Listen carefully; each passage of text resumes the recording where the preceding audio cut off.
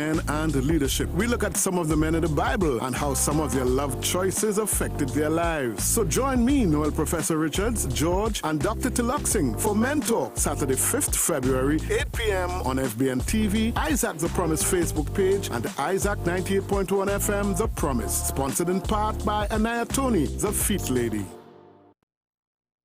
Next on Men Talk, we continue our conversation with founder of International Men's Day, Dr. Jerome Teelucksingh, on the topic Men and Leadership. We look at some of the men in the Bible and how some of their love choices affected their lives. So join me, Noel, Professor Richards, George, and Dr. Teelucksingh for Men Talk, Saturday, 5th February, 8 p.m. on FBN TV, Isaac The Promise Facebook page, and Isaac 98.1 FM The Promise. Sponsored in part by Anaya Tony, the Feet Lady.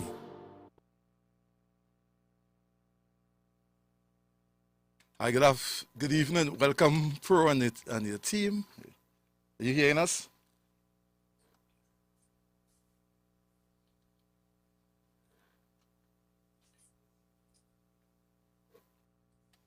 Hi, good afternoon. Good evening, sorry. Pro, you're muted. Yes. Yeah, good evening. Hi. Are we ready to go? Yes, sir. We are hearing you loud and clear. Okay, so we are on. Yes, sir, we are on. I thank you so much, Raymond. Good evening to you. Good evening to Trinidad and Tobago, and of course the rest of the world, wherever you're listening to us, tune in. We are live on Isaac 98.1 FM, The Promise. We're also live on FBN TV, and that's a YouTube channel, and our Facebook page, which is Isaac The Promise. And this is Men Talk, and we meet every formerly Monday, every Saturday evening at 8 o'clock from 8 to 9:30, where we deal with men's issues, or we deal with issues from a man's perspective, from the male perspective. This program is sponsored in part by Anaya Tony, the Feet Lady. I want to say thank you so much, Anaya Tony, and we want to get going. Now, if you're new to the program, this is how we do it. We more or less discuss a topic, a chosen topic, and we have a guest. We have some discussions. We open up the lines to take your calls, to take feedback, questions, comments, etc. I'll give you those numbers in a short while.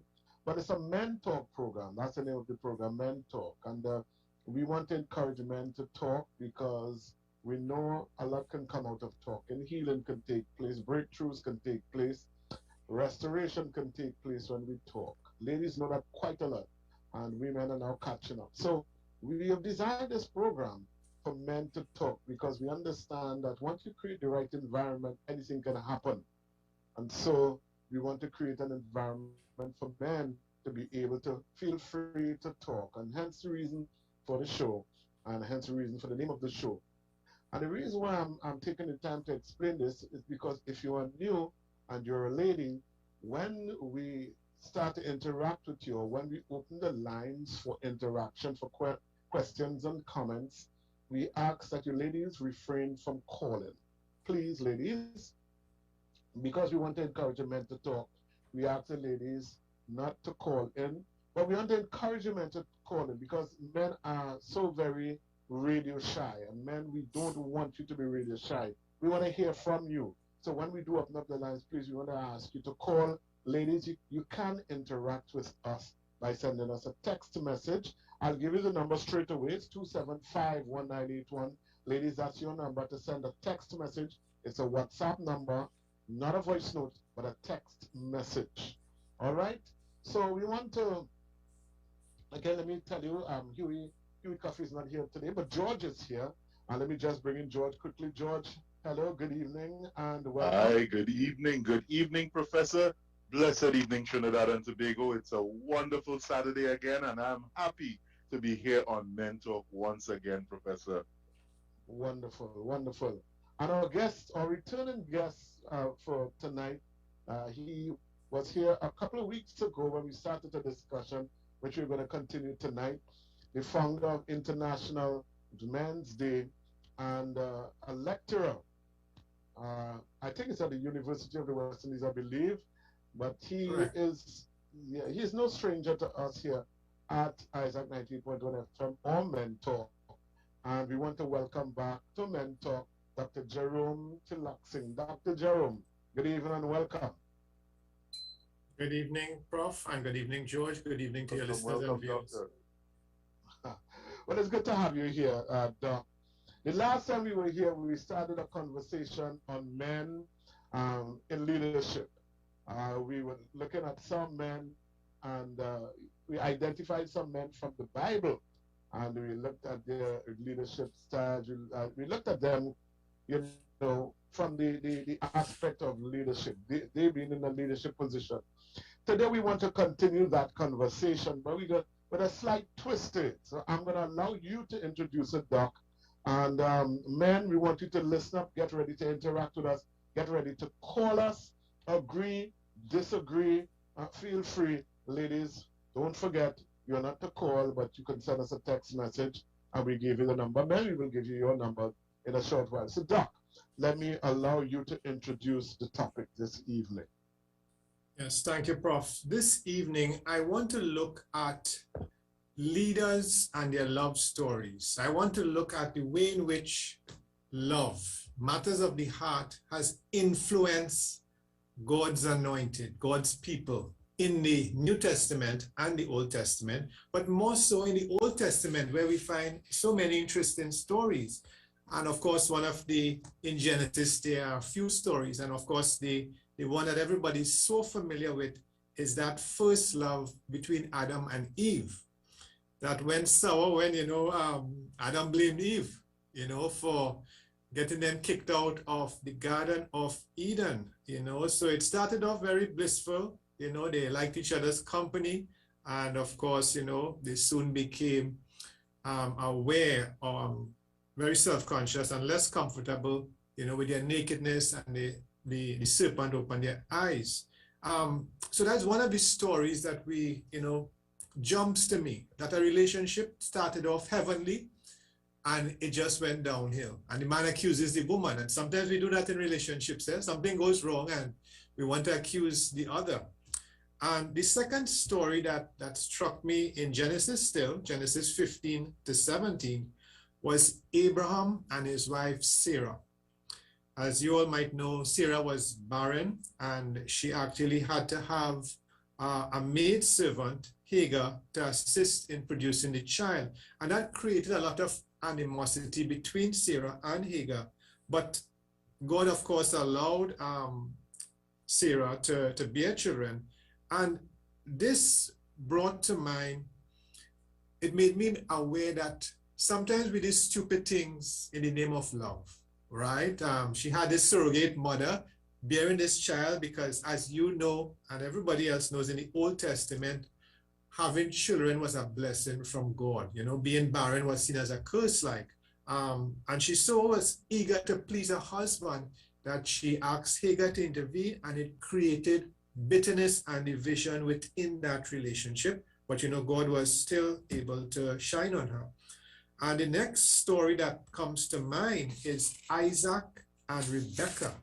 Another very interesting story where, and you would know in the Old Testament, they were very strict about marrying outside of the tribe, outside of the ethnicity. And Isaac, he had to find somebody who was compatible, somebody from the same tribe, right? There were other tribes like the Canaanites and the Philistines that, you're not supposed to intermarry. And he found Rebekah. And of course, it's one of the stories in the Bible where it's love at first sight. And sometimes it happened in Trinidad and Tobago and the Caribbean and the rest of the world. You see a beautiful lady and you just go bazadi. You like that lady and you feel you could marry her. You imagine a future with her. You imagine having children with her. And this is what, it was part of course, a prophecy, right? It was part of what God had planned for Isaac to be with Rebekah. So it's one of the very interesting love stories. Rebekah being God sent, she was perfect, for someone to help Isaac to overcome his mother's death, a good replacement for him to live the rest of his life. And then many times in Trinidad, we hear about the love triangle. We hear about the third woman or the second woman. And there's also a love triangle in Genesis with Jacob, Rachel, and Leah. And some of you listeners and viewers will know the story about Jacob, son of Rebekah. He's sent to find solace and look for a wife, and he's gone by his uncle Laban, and he meets his cousin Rachel. He falls in love with Rachel. But on the night of the wedding, he's not given Rachel, he's given the other daughter. And it was a custom at that time that the older child should be married first. And that story, it's not simply, having two wives or having two sisters, but it's also a story about patience. It's a story about delayed gratification. He had to wait so long to marry Rachel, and then he had to wait even longer because he married Rachel's sister. So it's a story where it was a test of love. Was he really in love with Rachel that he would wait so long? And of course, he was blessed with children from both wives. So it's a very interesting story. But I want to jump to the New Testament, and then we'll come back to the Old Testament. And I want to touch on something controversial. I don't know how controversial it will be with this radio station, and maybe Prof, you'll have to jump in if I'm too controversial. But there has been evidence, archaeological evidence. They actually found a papyrus with Coptic writing that Jesus used the word "my wife." And some of you all might know there's a book and it made into a movie, Da Vinci Code, where they said that Jesus is married and have children. Of course, this goes against the doctrine of the church and is frowned upon. But I don't want to enter that controversy if Jesus had a wife. I want to enter a domain to show that Jesus had a love for women, and women respected and loved Jesus in a different way. And Jesus, of course, loved the Father and encouraged us, to love the Father, which is God. And I want us to reflect on that this evening, the way that Jesus was able to have a good relationship with the female followers, a good relationship with them, nothing controversial, but of course there are some Bible scholars who strongly believe, that that relationship between Mary Magdalene and Jesus was something more. Some of the people who have written on Mary Magdalene have portrayed us as a prostitute, as a sinner. So all these things, come to mind when we are looking at love stories. How close was Mary Magdalene to Jesus? He had a lot of admirers, a lot of followers, and today we want to look at a love story in which, Jesus loved us, just as he loved God, and these women around him who also admired and respected Jesus, right? So it's something, we might want to talk about, not in a controversial way. And then there's another story in the New Testament that we all know, and that love story is between Mary and Joseph, right? Of course, as you know, at that time, in that era, a woman who was pregnant and unwed would have been looked down upon and frowned upon, and Joseph, being the earthly father of Jesus, was able to, be the protector of Mary and be the protector of that young baby Jesus. And those are the two, stories that really strike me in the New Testament, that loving relationship that Jesus had with God and that he transferred to his followers, and then that relationship with Mary and Joseph. I want to pause there. We could continue the dialogue. I'll go back into the Old Testament. So I don't know if Prof and George, you want to raise any issues or any of your listeners? Thank you, Doc. Thank you so much for highlighting these. And we're gonna look at them as much as we can. But I want to go back up to the top, the one you mentioned first. So let's talk about Adam and Eve. And I want to get your thoughts on this, Doc. It is said by some that the love that Adam showed to Eve was reflected really when he took of the fruit and ate of it. And, you know, I wanted to think, I don't know if you've come across that now, but, you know, this is a situation where God had said, listen, if you eat of this fruit, then you shall surely die. His wife takes the fruit and she eats of it. Now, he didn't do it. She did it first. Now, he could have said, well, girl, you have problems here. I can't help you. You know, he could have said, listen, the Lord said to me that we're not supposed to eat. You eat it, so you're on your own. But the Bible says he took up the fruit and he ate as well. So, you know, biblical scholars look at that as an act of love, in that you're not going down together. I'm not going to leave you to face this thing alone. I'm not going to leave you to be punished alone. I will also go with you. And, you know, it's a challenge for me. You know, I think about it, but it's a challenge for me when I look at it, because you can look at it from the you know, two different perspectives. But I want to hear, Doc, if you've ever thought of it, or if not, hearing it now, what are your thoughts on something like that? I think that is a very rational explanation and logical, you know, to show that he was truly in love with her and he did not abandon her. You know, even though he knew that she had broken that covenant, that trust in God. And I think that it shows a level of love, you know. I remember these are human beings, they're the first humans, you know, to God's creation, and they are doing something more out of curiosity. Now, I know some feminist scholars have downplayed the role of Eve and maybe the sin that Eve committed. You know, some feminist Bible scholars have tended to see it, you know, this was not really Eve's fault. It was the serpent's fault. It was the snake's fault. It was the devil's fault, you know. So it have different ways of looking, but I like your way because it shows that bond between the first man and the first woman, between men and women, you know, an inseparable bond, you know, that she had a certain level of wisdom, and I think he wanted it to share with her.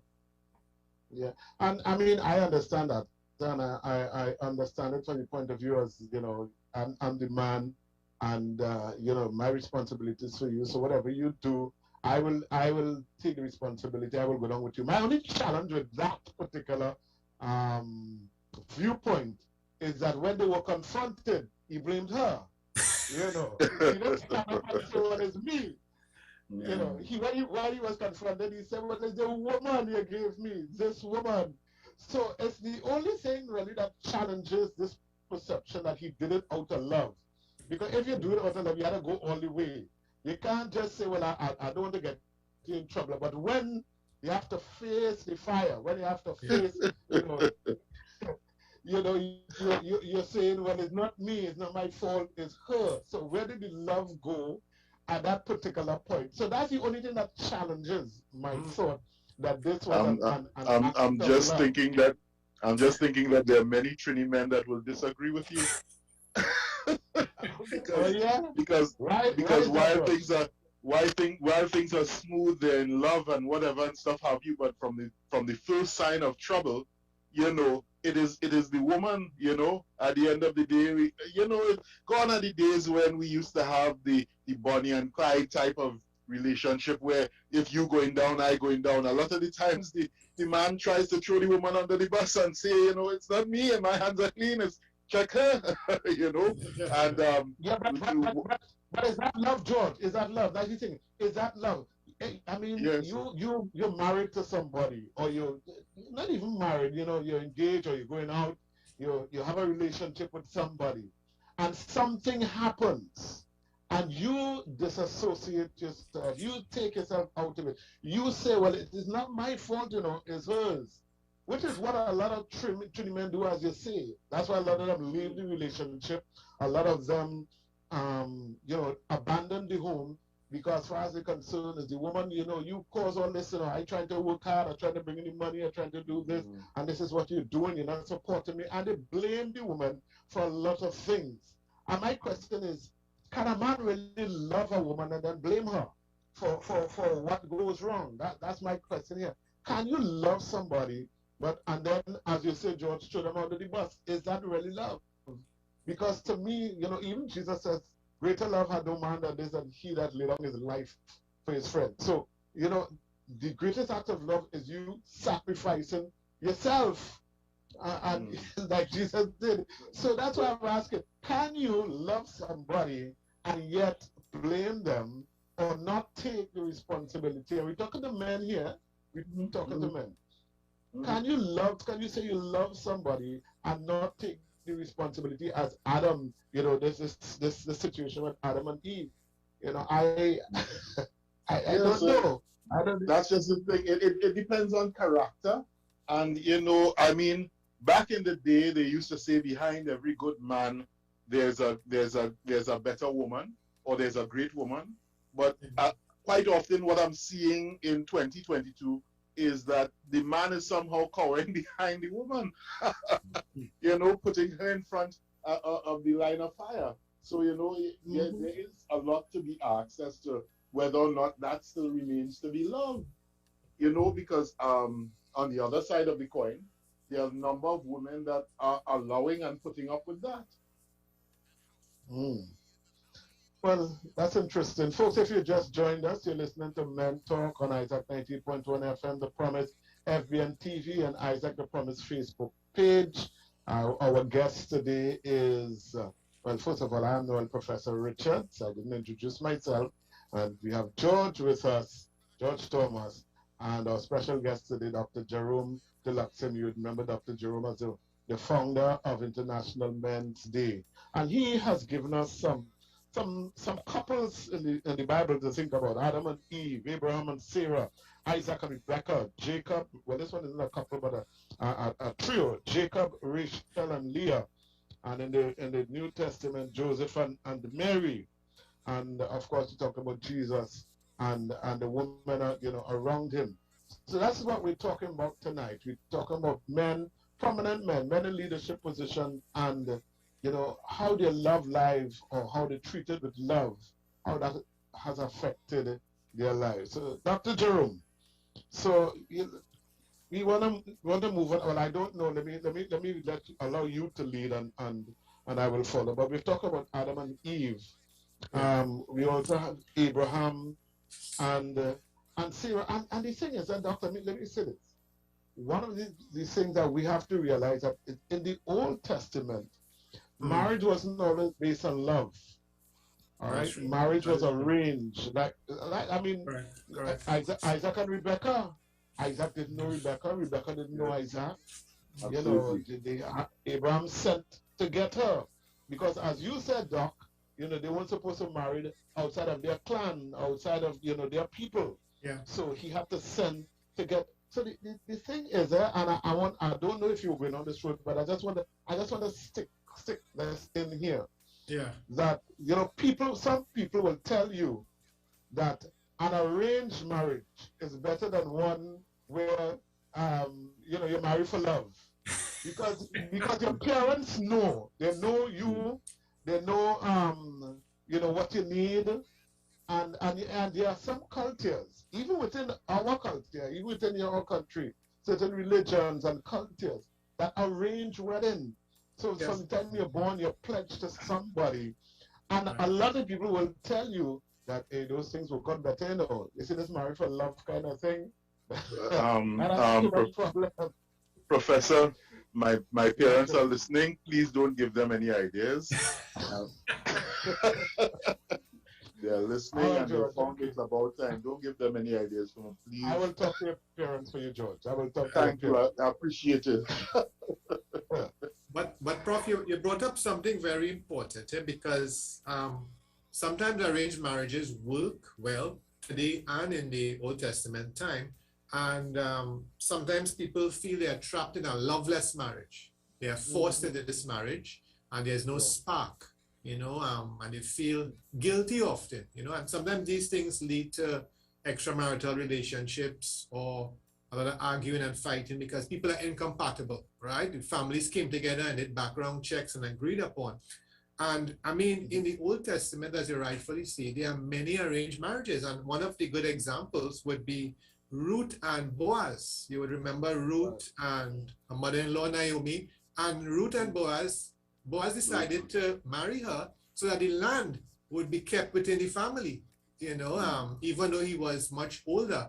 And he was very protective of her. So that's a good example of an arranged marriage in which Ruth went along with it, and Boaz accepted it, and Naomi. So there are marriages and there are love stories, where the arranged marriages might not have been love at first sight, but they developed into love later on, but they are also very interesting. I want to bring up here, and that is God's leaders, God's anointed ones. Sometimes their heart lead them in the wrong direction. Sometimes the hearts are blinded. And one of the best examples that comes out to me every time, and since Sunday school I was saying about it, is Samson and Delilah. But we hear about Samson and Delilah, but you have to remember, Samson had 3 women in his lives. He had married a Philistine woman. He went with a prostitute. And then he ended up with Delilah, where, he lost his eyes and he ended up, having to kill all these Philistines again. But God was using him, even though he went into 3 bad relationships, right, with people outside of his clan or tribe. But I think God was using him, right, despite these bad relationships, to destroy the enemies of the Israelites. Because as we saw, he was taking his jawbone of the donkey and easily killing, more than 1,000 people. And he was, really a powerhouse. So I think that we see the mortal side of Samson, going astray. He's falling in love. Maybe it might be love at first sight. He's attracted to these women. But God is using him to destroy the enemy of God's people. Indeed, Samson does come to mind when you think about love gone wrong. But the thing is that, Doc, I am not even sure if we could even call that love, Samson, it was love. It was love. Yeah, but he had if you want to bring love into it, he had a love for women. He went after the woman, as you said, that was his 3rd woman in his life. And it shows that even the strongest of us, whether it's physically strong or mentally strong or whatever sort of strength that we possess, that a woman could be a man's greatest weakness. A woman is the chink in the man's armor, the Achilles heel, and it's through a woman. And the world knows it because look at what happens on television. It's always a woman that is placing advertisements and movies to attract the men and to sell stuff, to promote stuff. It's always women because men generally have a weakness towards women, and a woman is supposed to be a man's greatest strength because that's why she was created to help him. God says, "I'll make you a partner that will help." That is compatible with you, or someone to help you to be what I call you to be, to tend this garden, to take care and to fruitful and multiply. I'm giving you a woman to help you, to strengthen you, to make you better. But here it is, women are the ones that weaken men. Women are the ones that pull men down. Now, I'm not talking about all women. I'm talking about the fact that a woman can do that. And women, through the ages, have been the ones that, that have been used to destroy men. Even if you look at movies, secular movies, you see things like important men in decision-making positions, like congressmen and senators and governmental officials. Even in movies, you see where James Bond comes to mind. James But Bond. I'm not, Yeah. not just James Bond. Look, I'll come to James Bond just now. But I'm talking about the fact that if you want to get at a senator or somebody, or you want to get through to a government official, you send a woman, or most of the time the skeleton in the closet is because they visited a prostitute, and in bed they would have spilled the story, or even if they didn't spill the story, in other words, tell secrets, trade secrets. Just the fact that they went, most of them would have been married, and so what I'm saying is, women are the ones that are used. You want to bring down a man, find a woman that would attract him. Find a woman, and that seemed to be the thing. So I'm saying that women are men's greatest strength, but they're men's greatest weakness as well, and we have to be able to overcome that, to deal with that. Otherwise, we will always fall prey to this thing, right? And we talk about lust and adultery and all these things that are associated with relationships. We have to understand that women, while they are created, they are, or not while, but they are created to be our greatest strength. But we as men are allowing them to be our greatest weaknesses. And as you raised the example, Doc, Samson was a classic case. Samson was the one who, he was feared by the Philistines. He was feared by the enemies of God. He was feared, and he was destroying them.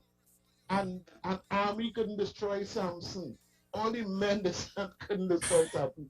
And one woman, not an army of women in the dark, one woman brought down this man. So, is it that we allow women to be so powerful, right? Yeah. Is it that we allow women to be that in our lives? You see, I would like, go ahead. You ask a very good point, Prof.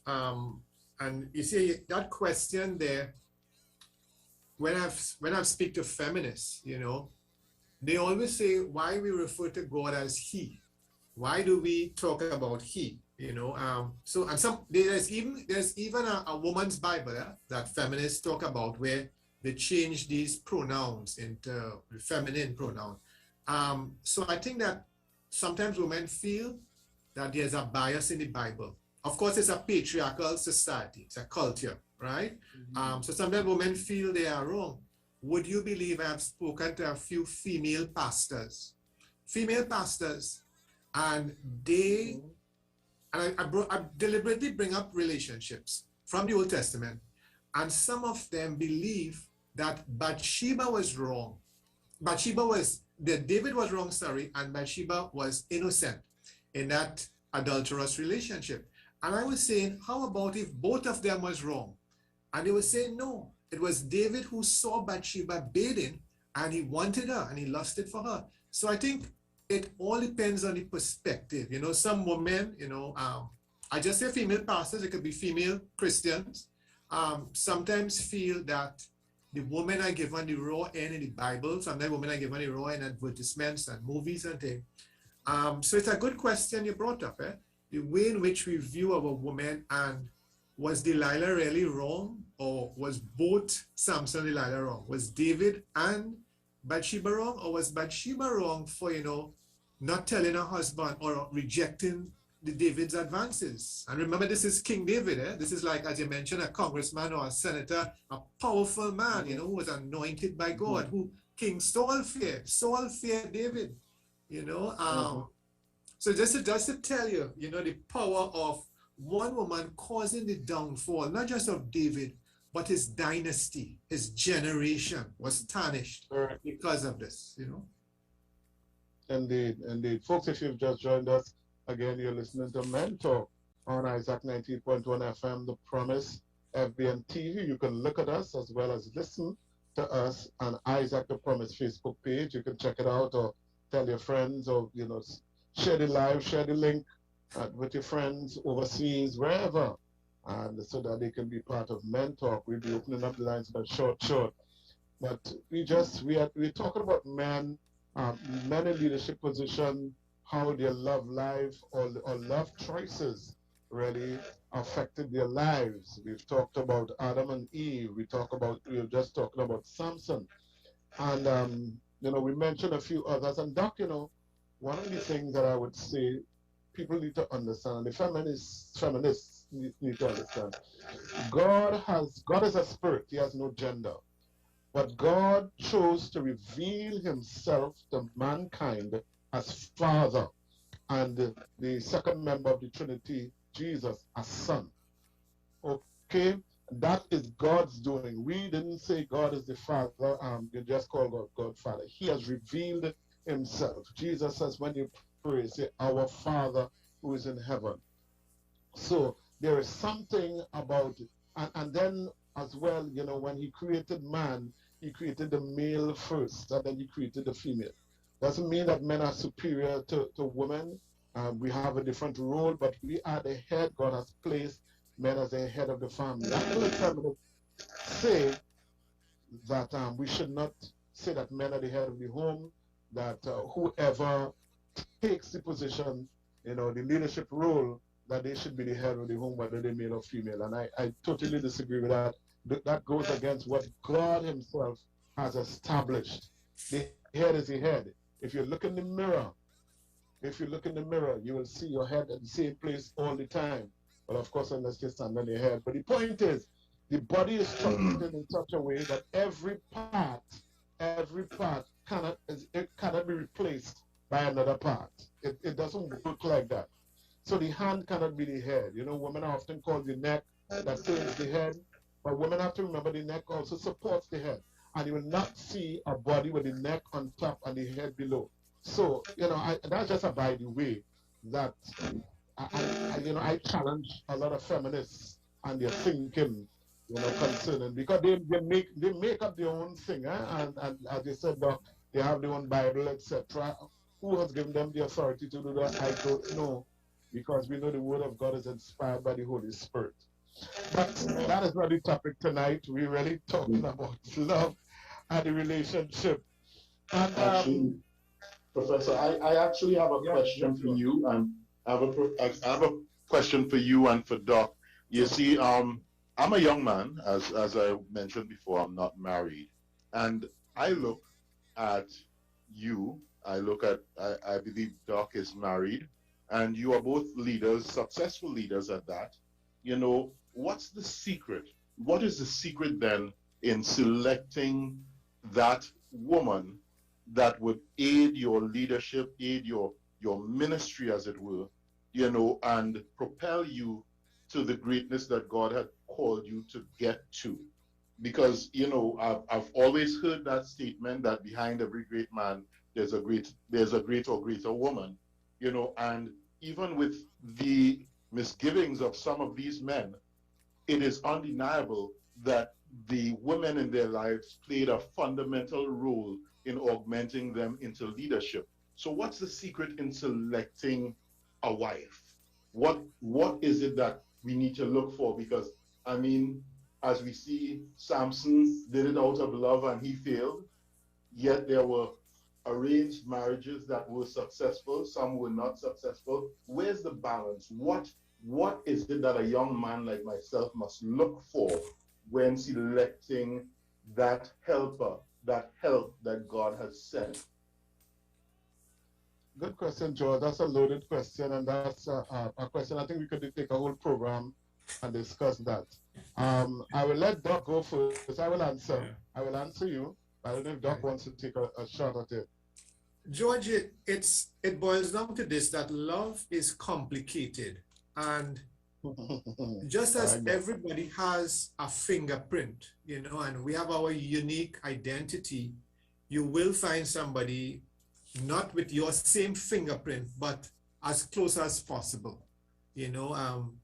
Sometimes people marry outside their ethnicity and the relationship works. They're married, celebrate golden anniversary. Sometimes they marry outside their religion. Sometimes they marry somebody from another country, right? North America or England, and it works. So it all depends, Sometimes marriages don't last for 6 weeks. It doesn't last for a year, So it all depends, what both persons are looking for. And I think, what we have to do is we have to do a lot of praying and soul searching before you choose that hobby or that mate. And on that note, I just want to bring it back to a little bit biblical. George, you asked about choosing that one person, that right person, and that is $1 million question. As George said, it's a loaded question. As Prof says, a loaded question. But I want to bring 2 examples from the Bible, George, that will confuse you even more.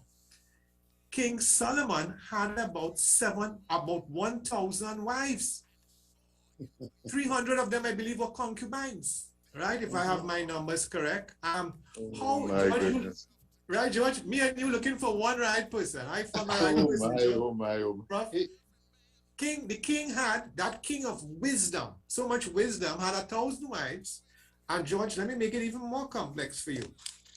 God spoke to Hosea that in the Bible, and God said to Hosea to take an adulterous wife and children of the unfaithful. And then God spoke to Hosea again to go back to love his adulterous wife. And Hosea told his wife to stop the adultery. So, I mean, we are looking for somebody pristine and pure and compatible. And here we see in Hosea, which makes it even worse than King Solomon, God is telling him to take an adulterous wife. Of course, God is saying, just as Israel had abandoned him and went to these false gods. So I think we want to, look at these examples about how complicated love is, George. It's very difficult to understand. I think I'm going to need some Panadol after this. Oh, I tell you. I mean, George, I tell about a secret, and I'm not sure if it's a secret. It may be a secret because we're not talking about it enough. But I think one of the first things is for you to understand yourself and who you are. And George, you would know that I did a series sometime last year, the role of men and the role of women. A lot of times we don't know who we are. So you don't know who will be compatible to you or compatible with you. If you don't know who you are, you've got to know yourself. You've got to know who God called you to be. You've got to know what is your purpose. Because if you have to get that woman to help you, what is she helping you to do? Who is she helping you to become? So that, I think that's one of the key things. You need to know who you are. And then secondly, there are some general traits that you look for. And then there are some specific things that would be specific to you and who you are and why you're called. Right? Generally, you want a woman, for example, generally you want a woman to who loves the God that you love, who believes in the God that you believe and who has given your life to, the same way you've given your life to Jesus Christ. You want a woman, that's the first criteria. Now that really could be one in several million people. All right, so you understand, narrowing it down. You want someone who is mature, spiritually mature. When I say spiritually mature, she may not be where you are at your level spiritually, but one who is teachable, one who is discernible, one who you can pour, because maybe you're the head, and you have to be able to pour into that person. You have to be able to teach. If a woman is not teachable, you have problems. You have serious problems. Okay, and then there are some other things. As a matter of fact, as you raise that, George, I think I would want to do maybe a little series of men talk on what we look for in a woman, and what a woman should look for in a man, and maybe that will help. Because we could stay here a whole night talking about several things, characteristic traits. What are some of these things? But I think most of the main thing I want to say, George, is the fact that if you don't know who you are, then you will not know who you're looking for. And so fix yourself first, know yourself first. And secondly, that will lead you and guide you to know who you want and who is that person, the type of person that God needs for you. When God made Eve, she made Eve to be a help to Adam. And Adam knew what his role was.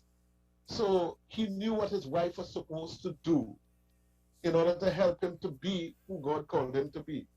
So you have got to know that. And there are several other things. I would really love to talk about it. I don't want to get distracted from where we're talking about tonight, but it's a good question. And it has just triggered off something in me. Yeah, let's do a program or two on that. Hallelujah. On Hallelujah. what you look for. What are the things they look for? Because we have a lot of young men out there, Doc, who probably don't even know what to look for in a woman, Yeah. and what to not look for in a woman. And I think, we could help them in choosing a good mate, because too many of us have made wrong choices. Because Too I many will of tell us you, have gone on the wrong road. because I'll tell you, Professor, social media is trying to suggest to you what to look for.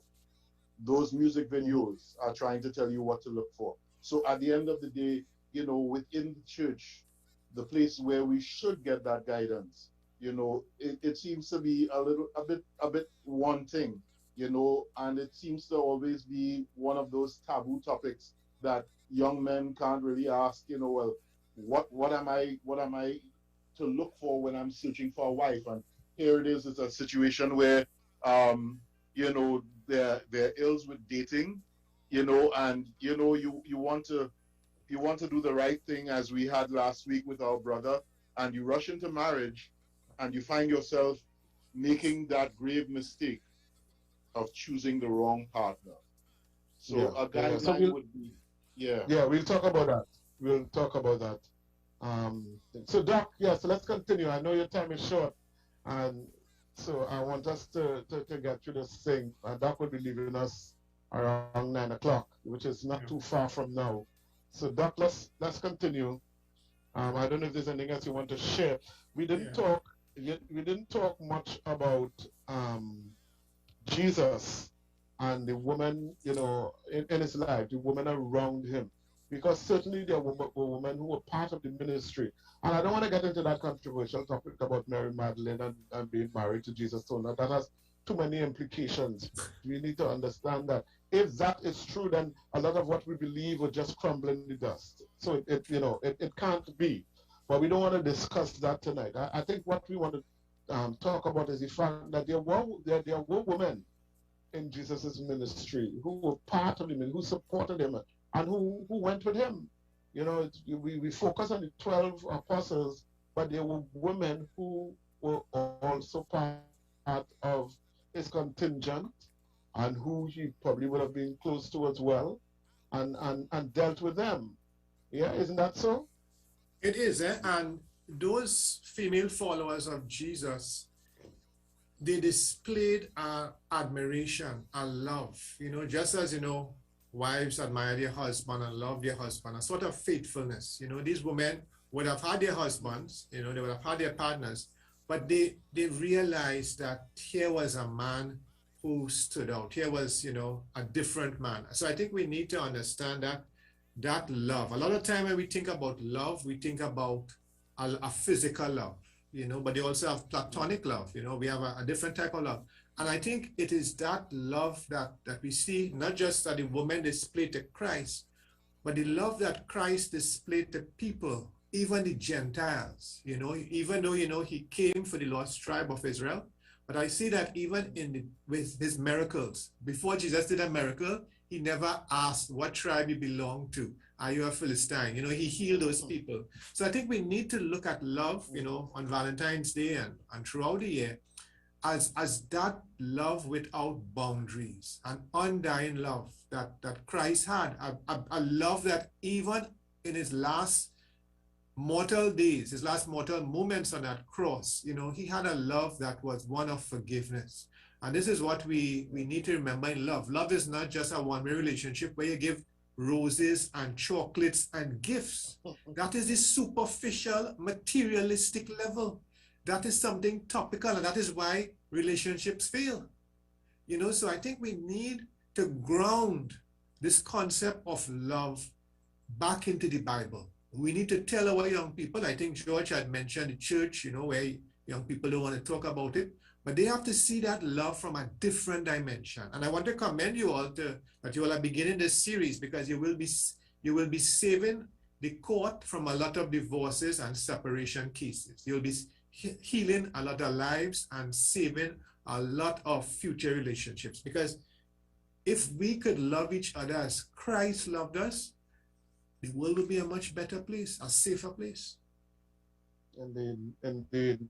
And I like what you said, Doc, about the fact that we all most of the time when we talk love, we view love from one lens, through one lens, the physical lens, where you talk about, you know, that feeling that you have for one another that makes your heart stop and flutter, and you know, and your head spin and that sort of thing. And that is just one aspect of love.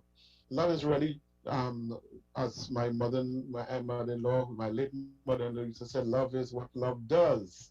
And if we understand love, then we would know why Jesus says, love your enemies. Because love your enemies doesn't mean that you feel all mushy about them. And, you know, that's not, you know, that's not what he's talking about. Love is something that you do. So when you really understand love, you can love your enemies because it's something that you do for them. You understand where they are at. You understand their needs. You understand that they need Christ just as you need him as well. And you are able to do for them what they may not want to do for you. And that is loving. Loving is wanting to bring people to the place where they ought to be rather than where they are at, than leaving them where they are at. That's love. All that is love. Love is doing for others when they would refuse to do for you. Love is doing for others when it means that leaving yourself undone. And that is why, you know, we can love our enemies, and we need to have a different perspective on love, because too many times we are just caught up with this eros love, this heartbeat kind of love, this emotional kind of love, and that is just one peg in the Portugal. If I Yes, say that. at the end of the day, I mean, what stands out to me, Doc and Professor, with talking about the love that these women had for Jesus, you know, too often we forget that love is also long suffering. A lot of the times we don't want to mention that aspect of love. When the disciples ran away, these women were still at the foot of Jesus. Jesus valued love so much. He valued the love of his mother so much that he looked to the one disciple that remained and he said, son, behold thy mother, mother, behold thy son. He did not want that love that his mother had for him to go unchecked and unanswered. He replaced in her life someone to love in his absence. You know, when we remember the day of resurrection, none of the disciples were at the tomb. It was these women that loved Jesus that went to the tomb to anoint his body. The disciples were in hiding. And this is where we see the true love of a woman, long suffering, standing in the gap when you can't stand for yourself, representing you and leading when you can no longer lead. And this is the valuable love that we need to look forward to as leaders in the Caribbean, in Trinidad and Tobago. This is what we need to look for in a partner. Amen.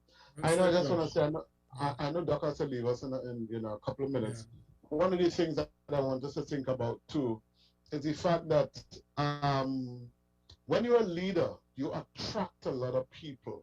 When you're a leader, when you're in a leadership position, you attract people who want to walk with you, run with you, support you.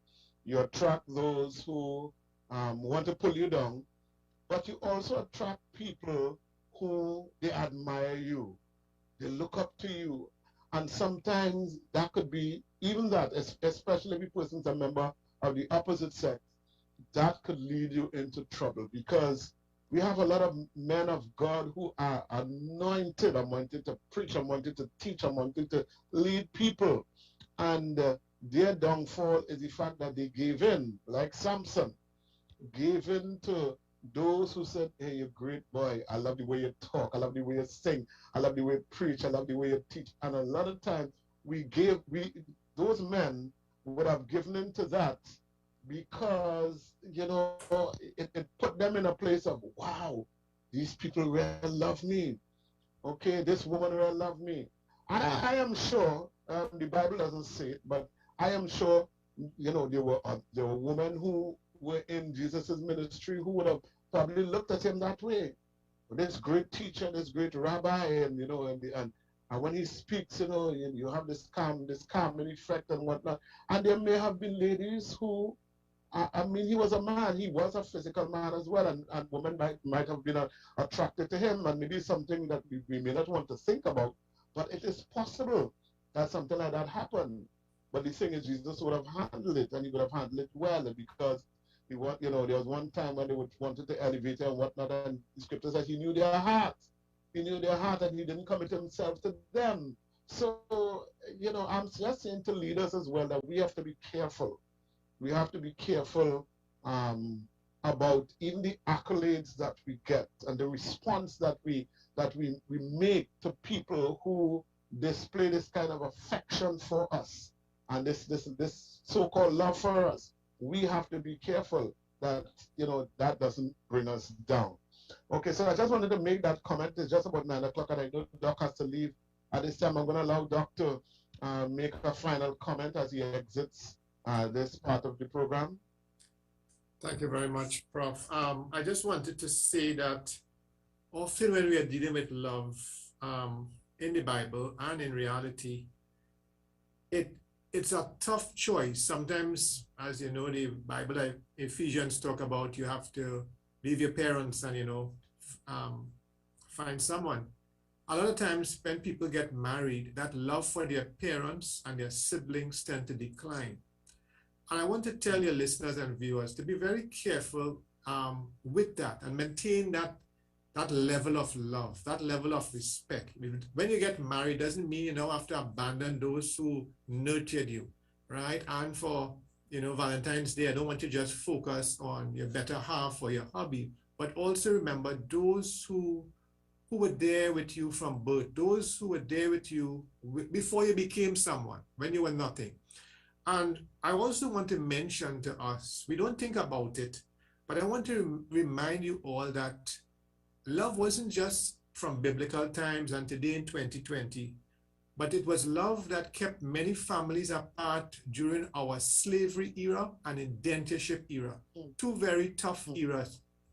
And you will be surprised from my history how these women and men kept love alive despite the cruelty and the punishment, the death and disease. And it's a powerful love we see in our history right here in the Caribbean, slavery and indentureship, a love that prevailed just like in Old Testament and New Testament times.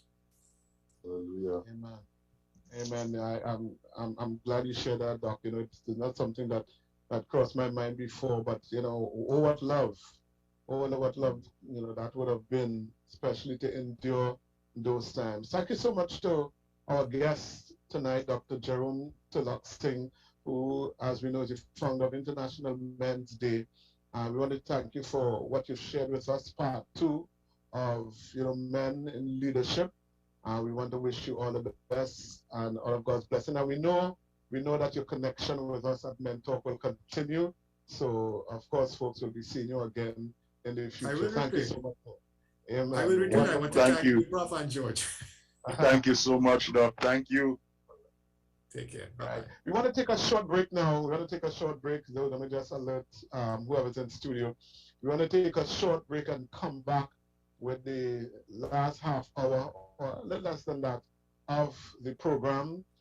We are listening to Men Talk on Isaac 98.1 FM, The Promise. Sponsored in part by Anaya Tony, the feet lady, the lady who does reflexology. And we want to say thank you so much, Anaya Tony, for being a part sponsor of this program, Men Talk. We are on every Saturday night from 8 a.m. to 9:30 p.m. Can we take that break now? I don't know if it's really. Yes, definitely. Definitely. The solar. We take a short break and we come right back. Come back. Hey Jack, you missed the meeting yesterday, boy. What happened? Andrea was under some pressure, boy. Well, Uncle have diabetes, high blood pressure, and poor circulation. He couldn't even walk properly yesterday, so I took him to the feet lady, boy, Dr. Anaya Tony. And let me tell you something, when they're done with him, he feels so good. The man forget he walking stick by them. When I go back for the next session, we'll get back, man. I must send her number to my cousin. She have a pinched nerve, lupus. And I think she uncle got a stroke, I had to see about my back pain too. Well, Andrea, what are you waiting for? Take these numbers down one time. 360-5166 and 478-7416.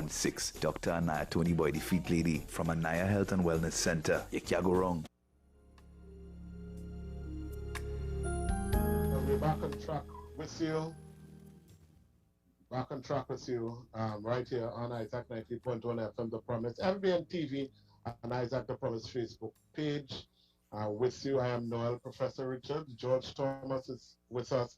Dr. Jerome Teelucksingh had to leave. Again, we say thank you to him for sharing his expertise with us. Amen. Amen. We want to continue. We want to continue. We Yes. want to open up the line straight away. If you have been listening to the program and you want to make a comment, ladies, of course, you send a text message to 275-1981.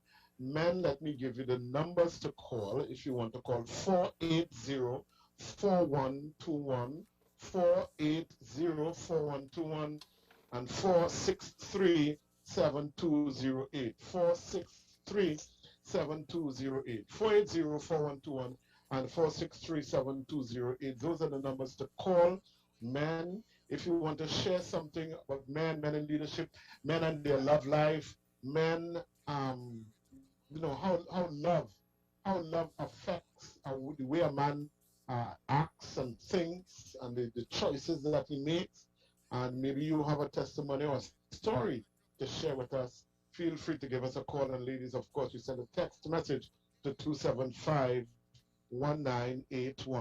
So George and I will continue. Yes. Conversation.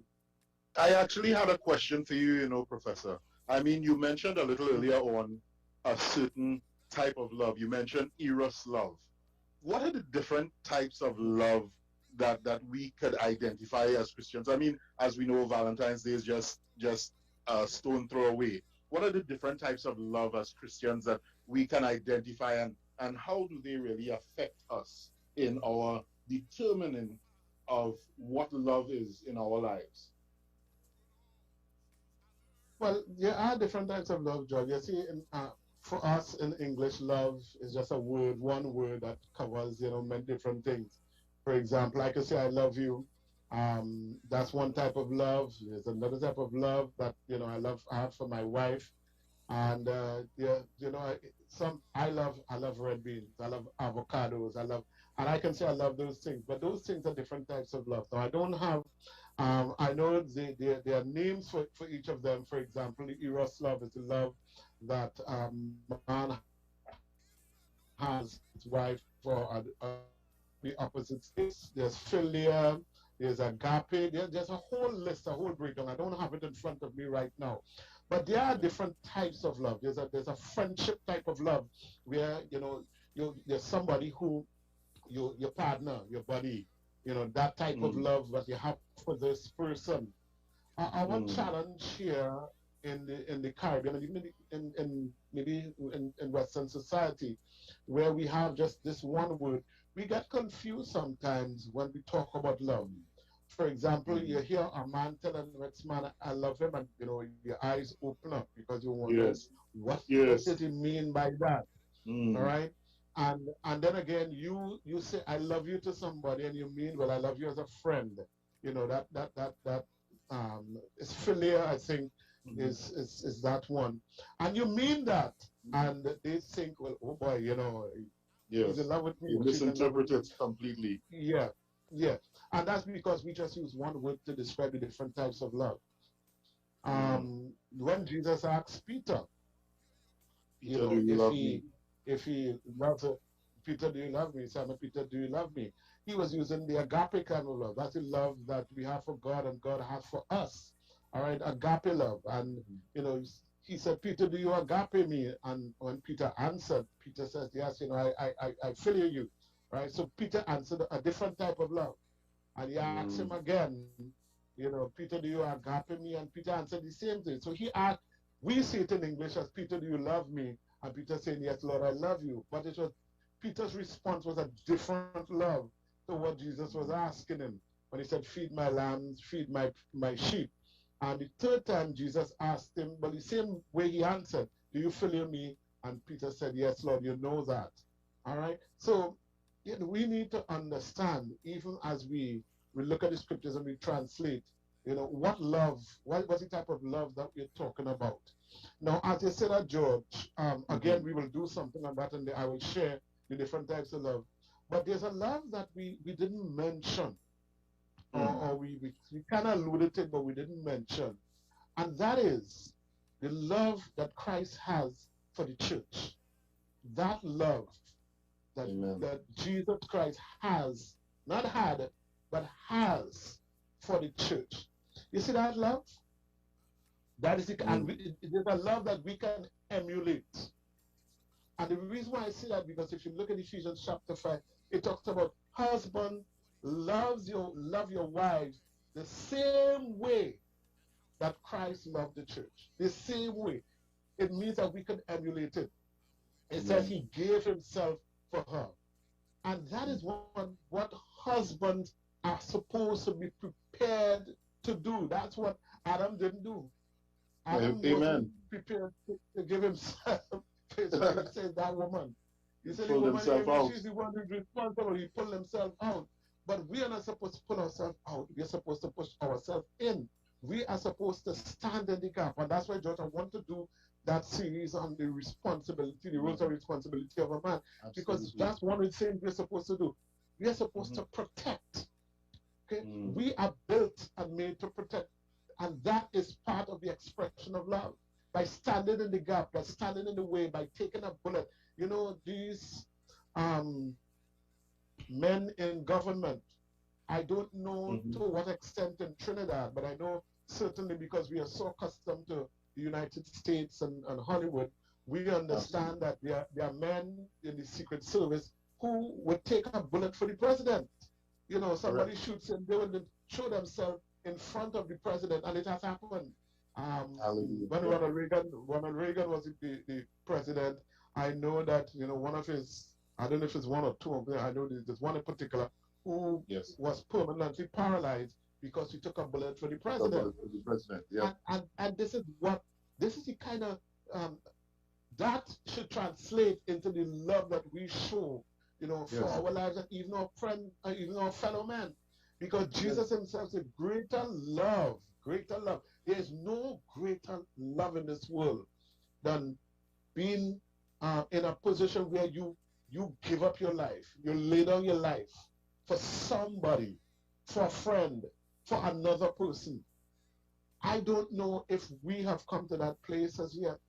Well, as a society, as believers. Yeah. Yes, sir, go ahead.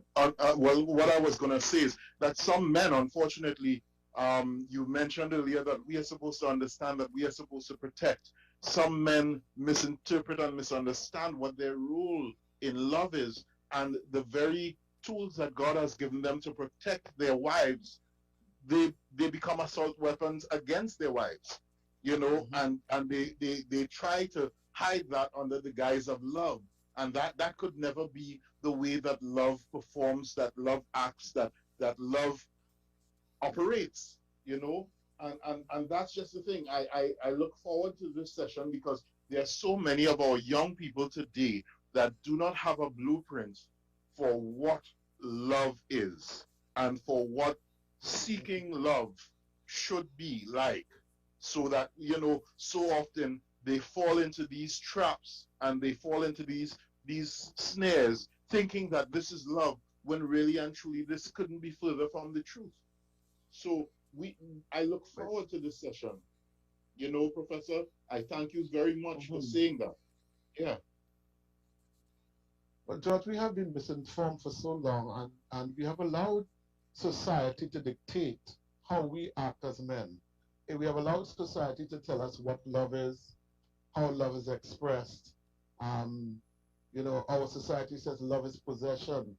If you love the woman, you'll keep her, and if she loves you, she will never leave. And if you love her, you will not allow her to leave. And that's why we have abuse. That's why we have murder in some cases, lead to murder. Because, you know, we tell ourselves that if she loved me, she would never leave me. So if she leave me, she loved me. And if I love her, then I'm supposed to protect her from other men. So I'm supposed to prevent her from leaving. And we have this warped concept of what love is, which leads to violence and abuse and hurt and harm. So we need to teach our young children, we need to understand that we have a responsibility to teach what God says love is. The Bible says that God commended his love towards us, in that while we were yet sinners, Christ died for us. He didn't condemn us. He didn't say, let them go to hell. He didn't say, let's beat them into submission. He died. He gave up his life.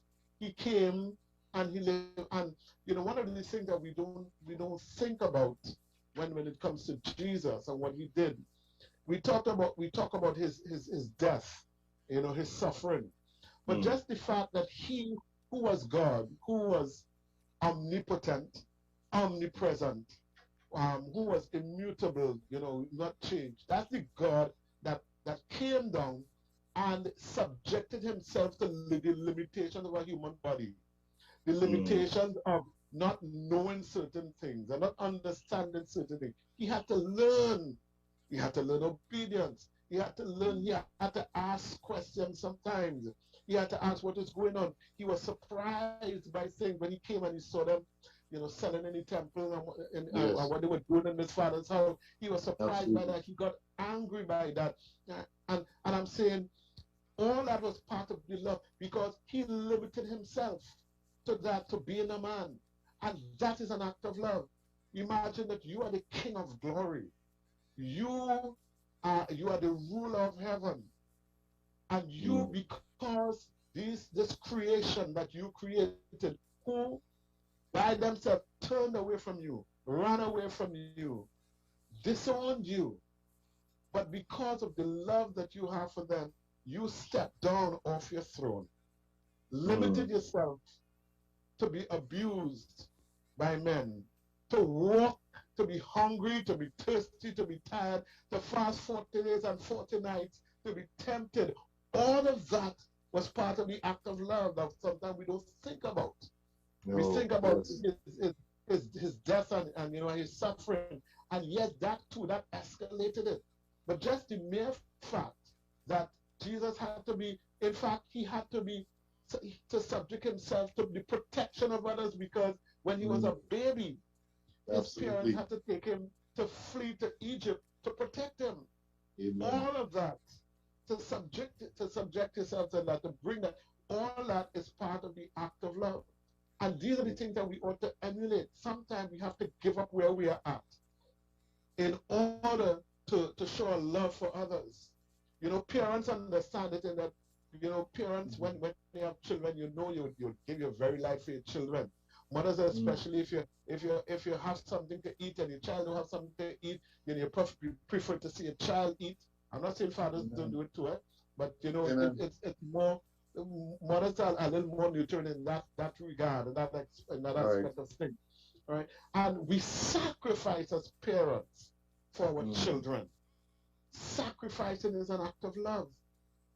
We do without so that they can have. We give up what we would have enjoyed and what would have been beneficial for us. We give that up for our children and for others. That is an act of love, and that's what Jesus Christ did when he came to earth. And that is what we ought to emulate. That is what we ought to remember. So that, and it's not just parents and children. This is how we ought to love one another. What did Jesus say? He said, a new commandment I give unto you, that you love one another as I have loved you. Absolutely. That's what he says. He said, love one another. That's the command that he commanded, that we love one another. Why are we afraid to love? Why don't we love? Why is it that we find it so difficult to love one another and even to say it to each other? So we're going to do that series, George, on the role of the male and the role of the female, to help us to understand what our responsibility is as a man, towards the female and towards each other as well. Because too very often we get it wrong. And just on a side note, my dear Professor, Trinidad and Tobago, I pray that whoever this message reaches listens, because I remember that this time of the year, there's so many people that lament, nobody loves me. They think about roses, and chocolates, and they think that that is a display of love. Let me tell you right now at this point in the program that you are loved, you are blessed. There are so many people that fall into depression thinking that nobody loves me, but so loved were you that Christ Jesus humbled himself even unto flesh and blood and became a man to save you and to save me. Such was his love. You are loved. Even if you may not see the physical manifestation of another human being towards you, you have been divinely chosen and specially blessed and loved by the Father himself. So do not ever think for a moment, Trinidad and Tobago, that you are not loved. You have been loved so abundantly that God himself took the time, even when you turned your back on him, to love you. Be blessed and be loved and be filled with that love. Because without that love, there's nothing that any other human being can bring to you to fill that gap, to fill that hole. That can only be filled by the love of the Father. So that is my humble contribution there, because you're on that vein there, Professor, and I'm thinking about how many of us take that love of God for granted, and we say with our lips, nobody loves me, when Father has loved you even before you knew yourself.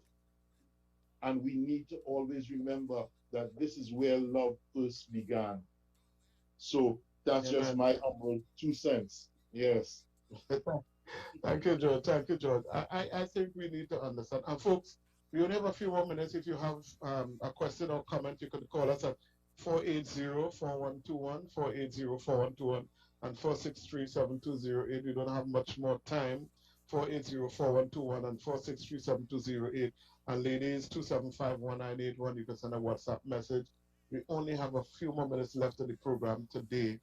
But, you know, I just want to say, George, I know as you were saying that, we need to understand the fact that we are here, that we are living, that we are alive. Hallelujah. Testimony is a testimony. You don't need roses and chocolates and you know, whatever other type of flowers that people send to you and you know, and bunnies. Professor, we have a call. Things. Okay, let's take the call. Hello, good evening.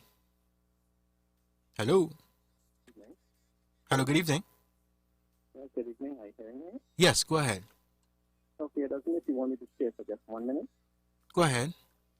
Okay, I think that this word that is called love, I want to think that this is one of the most misused words in the English language. You know, the Greek has four. The Greek has four to describe it. The Greek has storge, agape, eros. And like I said, that word love is misused.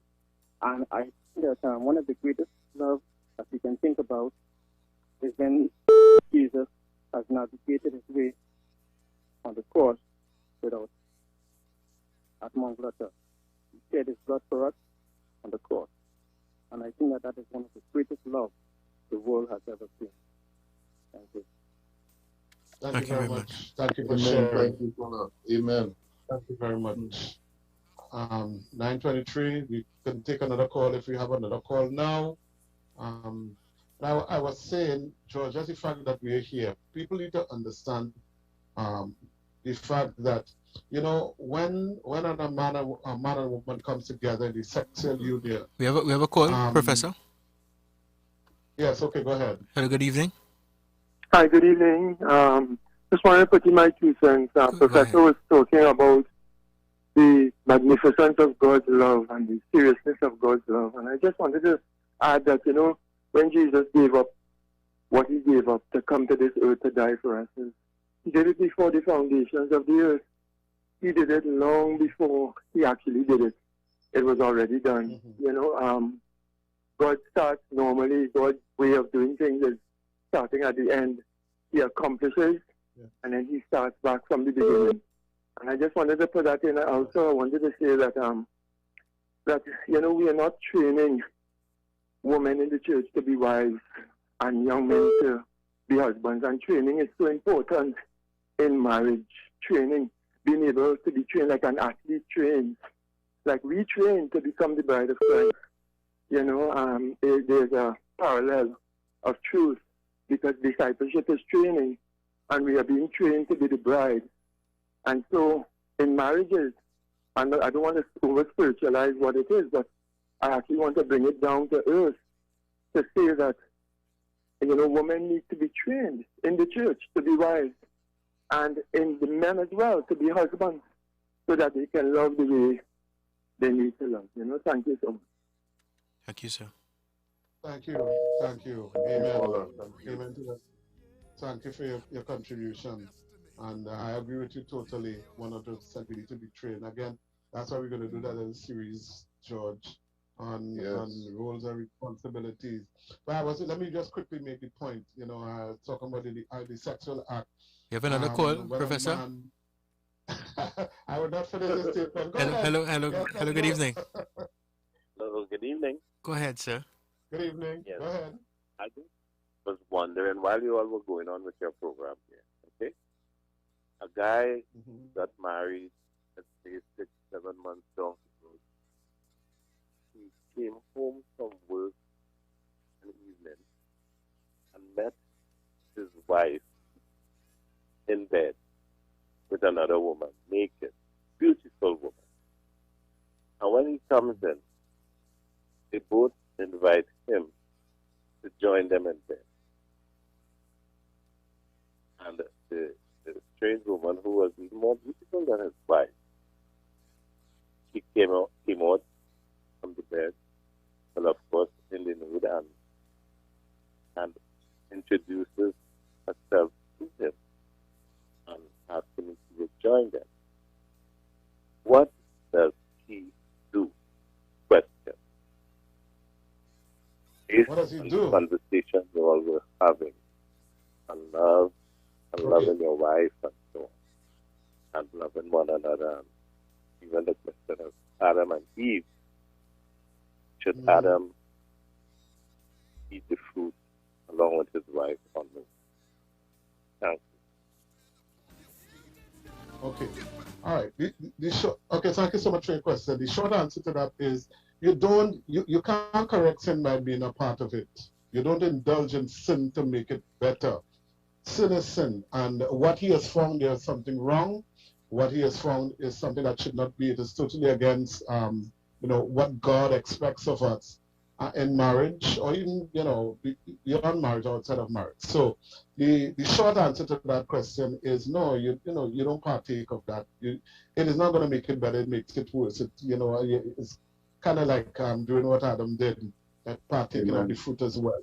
That's the short answer. Of course, there's a much longer answer because it means there's an issue there. There's a problem.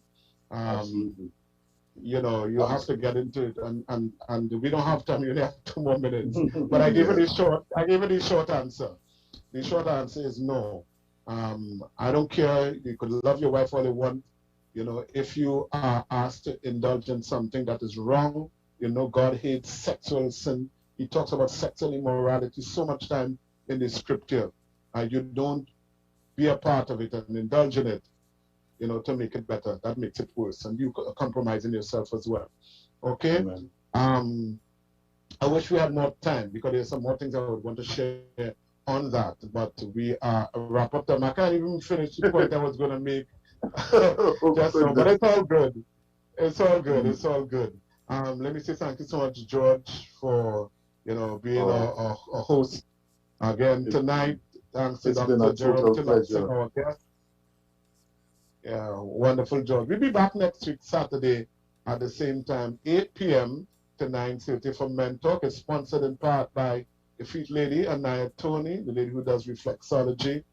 And we want to hear from you, folks. We do have an email address at mentalk981, mentalk@gmail.com. Or is it mentalk? I have to remember that. mentalk981@gmail.com. mentalk981@gmail.com and mentalk@gmail.com as well. We have those 2 emails. Drop us a note. Drop us an email. Maybe something you want us to discuss. Maybe there's something that you were kind of really shy and you wanted to ask a question and you didn't get a chance to ask it. So you want to ask it, or you want to make a comment, or you want to tell us you want to agree or disagree with something, feel free to drop us a line and let us know what you think. And if you, as a man, you think you have something to contribute and you want to be a part of the program, you want to be a guest, you want to guest on the program, also get in contact with us. In fact, I'll give you my number as well. That's 290-9521, 290-9521. If you don't get it now, you could always call the station.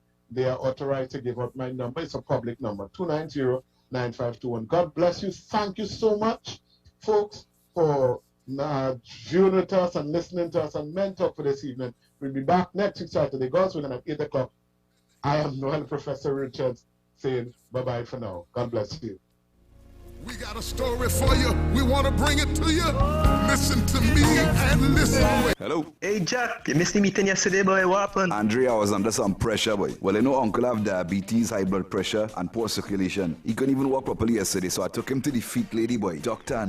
Tony. And let me tell you something, when they're done with him, he feels so good. You know the man forget he walking stick by them. When I go back for the next session, we'll get back, man. I must send that number to my cousin. She have a pinched nerve, lupus. And I think she uncle got stroke, you know. I had to see about my back pain too. Well, Andrea, what are you waiting for? Take these numbers down one time. 360-5166 and 478-7416. Dr. Anaya Tony, boy, the feet lady from Anaya Health and Wellness Center. You can't go wrong. In the mix with your hottest DJs.